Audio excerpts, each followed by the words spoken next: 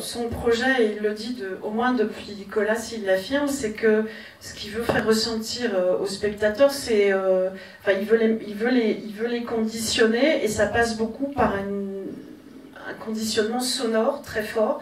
Donc sur Colas, son idée, c'était vraiment qu'on soit en immersion au XVIe siècle, avec cette sensation d'être près des chevaux, dans la montagne avec le vent, d'entendre les mouches, de tout ressentir au son très fort, et donc de faire des expériences physiques, hein, c'est ce qu'il dit.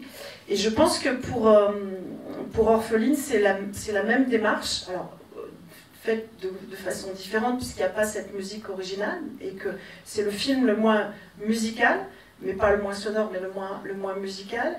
Et donc là aussi, il y a tout un travail au son. Il a les mêmes interlocuteurs, les mêmes collaborateurs au son depuis de nombreuses années. Enfin, là, en principal, c'est Jean Malet. Et Mélissa Petitjean, qui avait aussi mixé Colas, et qui avait eu le César de le meilleur son, Colas. Et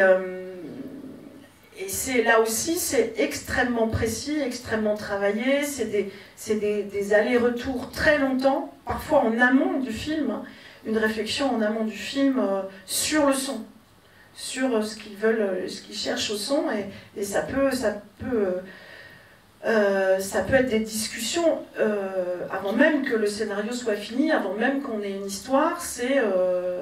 Voilà, c'est sur ce qu'ils cherchent à faire vivre physiquement au spectateur. C'est à cet endroit-là qu'il va être vigilant sur le son.